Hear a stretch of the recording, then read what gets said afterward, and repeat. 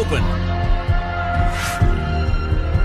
I know we have still not shattered that highest and hardest glass ceiling, but someday someone will, and hopefully sooner than we might think right now.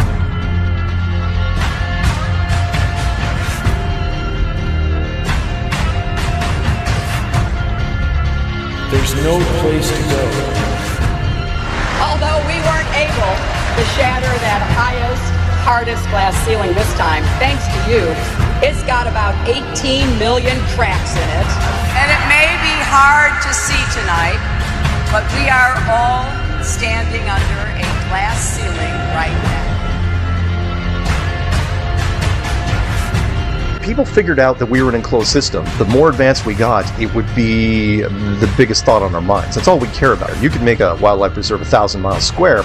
All people, all human beings would do is just be knocking on the fence constantly, going, why is this fence here? Who built the fence? Why are we in here? And so on and so on. Why do you think that Truman has never come close to discovering the true nature of his world until now? We accept the reality of the world with which we're presented.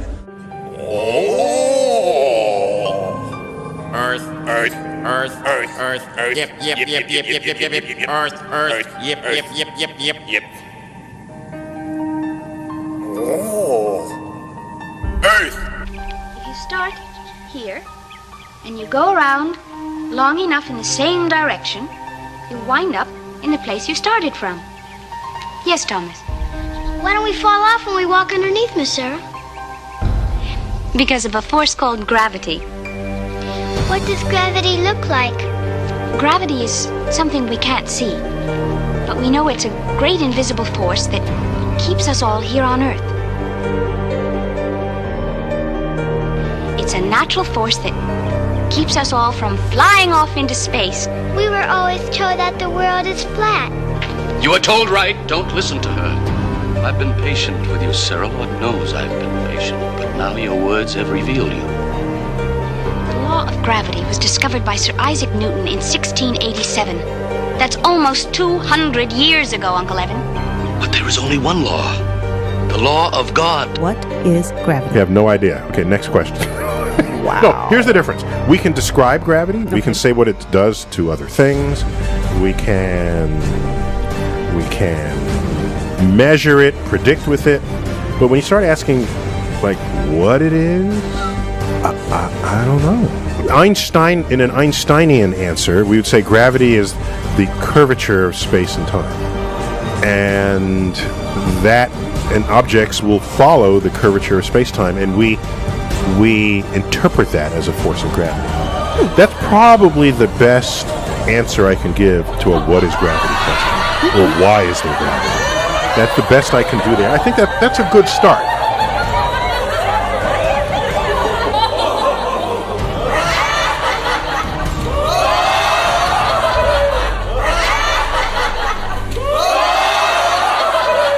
The world is round. What? You know how everybody believes the world is flat, like a pancake? Well, they're all wrong. The world is actually round, like an orange.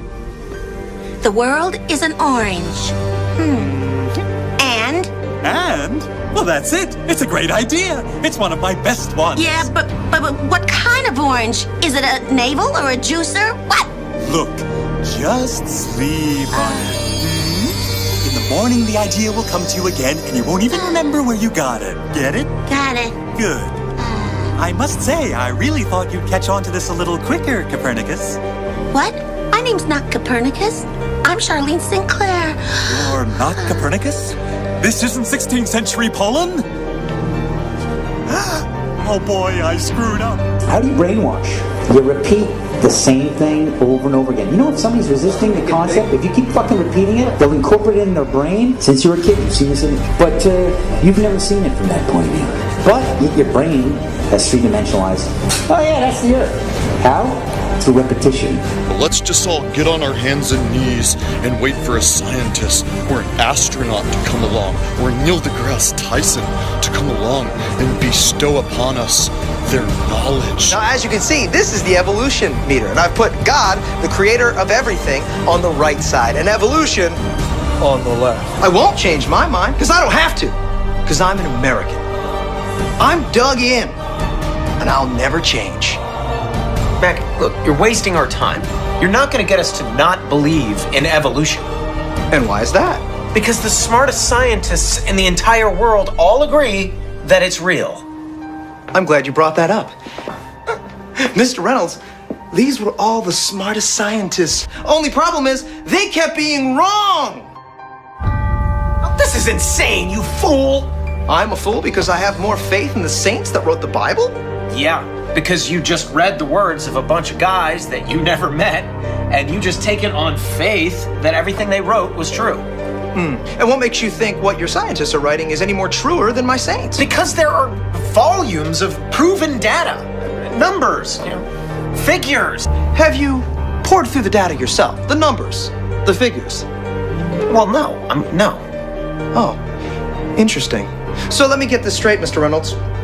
You get your information from a book written by men you've never met. And you take their words as truth based on a willingness to believe, a desire to accept, a leap of, dare I say it, faith?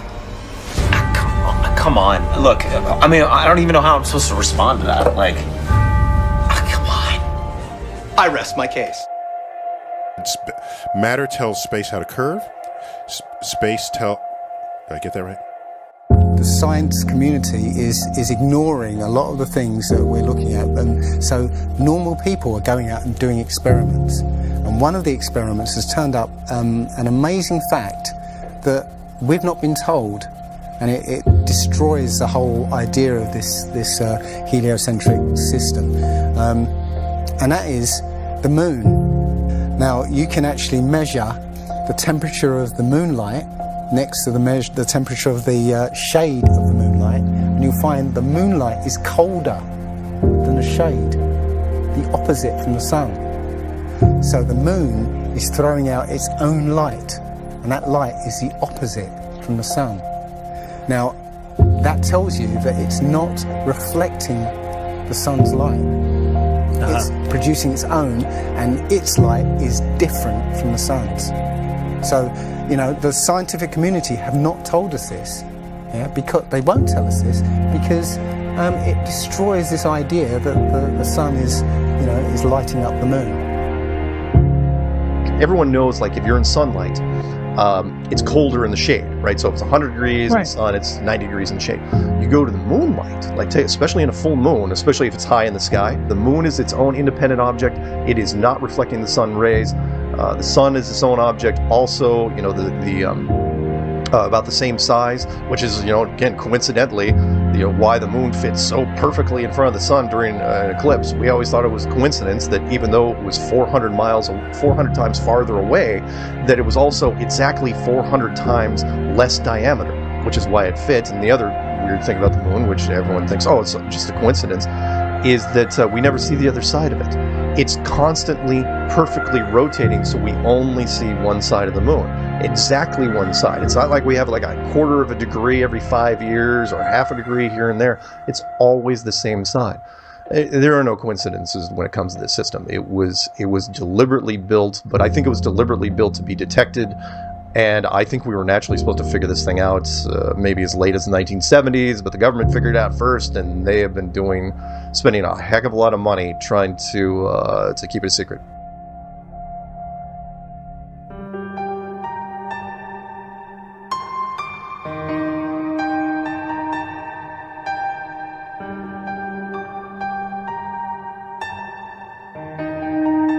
When I look at the people who signed the Antarctic Treaty, and all the nations that were down there doing whatever they were doing signed a treaty, and I believe it was 1958 or somewhere thereabouts, saying, nope, nobody can stake a claim to Antarctica, and if you're going to go down there, you can only go down there for scientific reasons under carefully restricted guidance, but it's not a free-for-all. Nobody can just, hey, I'm going to go check out Antarctica and do a high jump of my own. Nope, can't do it.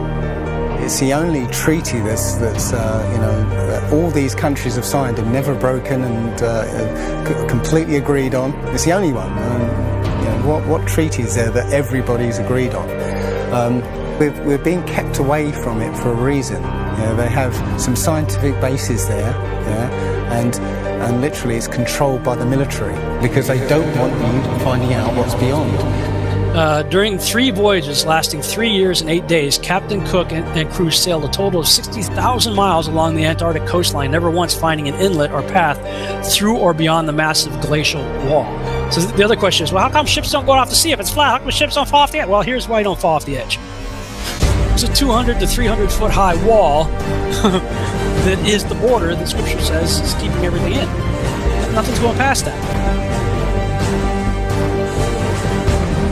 Because they don't want you finding out what's beyond.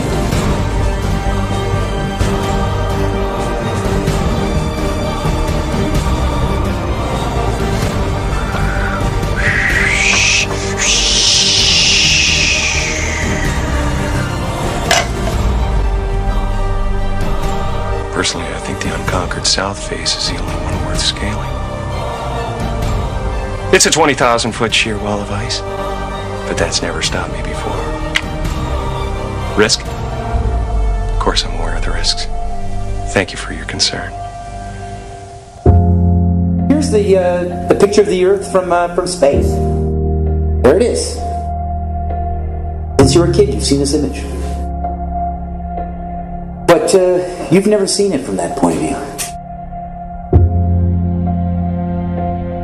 You've never seen that with your eyes from that scale of a model, that point of view, from outside of the planet's surface. Well, here's the first image that sold the whole thing. 1482. This is when they came up with this idea. We are on that thing. It's a ball. Hey, we should go to the North and the South Pole. We didn't do it yet. It's a fucking ball. Hey, nobody's even jumped up high enough to see if it is a ball. They can't do that. We don't have planes yet. It's a ball. You know what? We adopted this whole model 400 or 500 years before the airplane. 400 years before the airplane, pretty much. It was beginning of the 1900s. They went to the North Pole in the 1900s. This is 1482. Nobody went to the top of the globe, to the bottom, or flew up, or built a skyscraper. It's funny that we said that this is what we're in right now. This is what we're on before any instrument approved. This is the first time we actually had an instrument of flight to actually go high enough to actually fucking check out if what we agreed to 500 years ago was real. So if they were wrong after 500 years, the question is, would they tell you?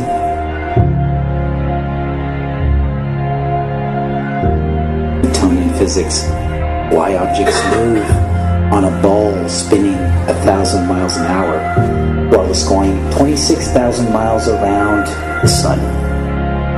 Basically the model we accepted right now. The sailor thinks that he's traveling around the Earth this way, when in effect he's traveling around the Earth this way. They began flying it around the world, from Abu Dhabi last year, with stops in India and China, then across the vast Pacific. Does running round your neighborhood prove that the neighborhood is round? I was an airline pilot for Delta for 26 years. A pilot's primary flight instrument is his artificial horizon, which he has to be maintained level to keep from climbing and descending. From a cockpit, weather permitting, I could see hundreds of miles in all directions, viewing cities connected by roads across the flat plain as far as the eye could see. Nothing ever leaned. If a pilot is flying around the curve of the Earth, then he should be dipping the nose down every 5 minutes. He should be dipping the nose down to stay around the curve. That's absolute proof that a plane flies over a flat surface rather than a curved one. But I went to the manufacturer of the artificial horizon, and they confirmed to me that it's completely mechanical, nothing electronic in it whatsoever. So it's literally just a gyroscope that can freely move.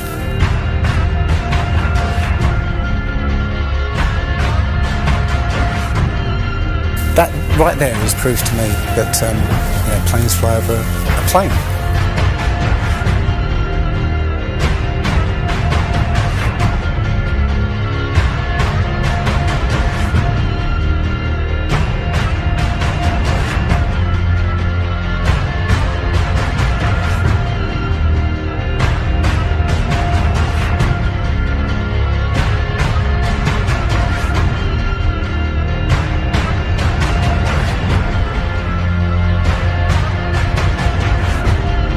Flat Earthers, it's time.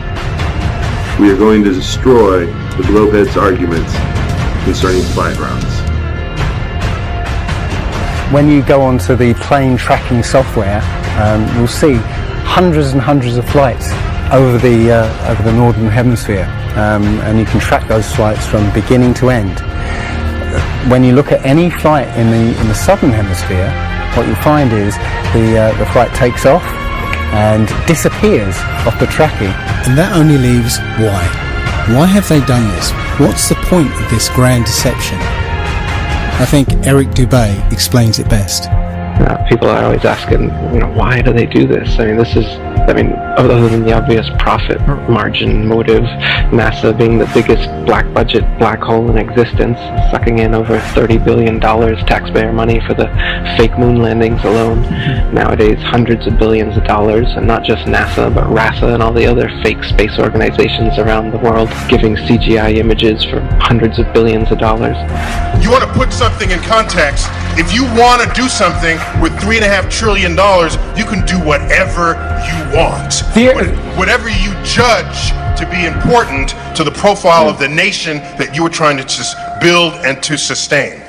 So by surreptitiously indoctrinating us into their scientific materialist sun worship, not only do we lose faith in anything beyond the material, we gain absolute faith in materiality, superficiality, status, selfishness, hedonism, and consumerism. If there's no God and everyone's just an accident, then all that really matters is me, me, me. So they've turned Madonna, the mother of God, into the material girl living in a material world. It's all about making us feel nothing, so that we can be used. If everybody realised how special we all are, how unique every single life is, then this whole world would change overnight. We wouldn't allow ourselves to be used by this cabal. I start from the supposition that the world is topsy-turvy, that things are all wrong, that the wrong people are in jail, and the wrong people are out of jail, that the wrong people are in power, that the wealth is distributed in this country and the world in such a way as not simply to require small reform, but to require a drastic reallocation of wealth. All we have to do is think about the state of the world today and realize that things are all upside down. Now, if you don't think, if you just listen to TV and read scholarly things, you actually begin to think that things are not so bad, or that just little things are wrong. But you have to get a little detached and then come back and look at the world, and you are horrified. Now, as soon as you say the topic is civil disobedience, you're saying our problem is civil disobedience. That is not our problem. Our problem is civil obedience.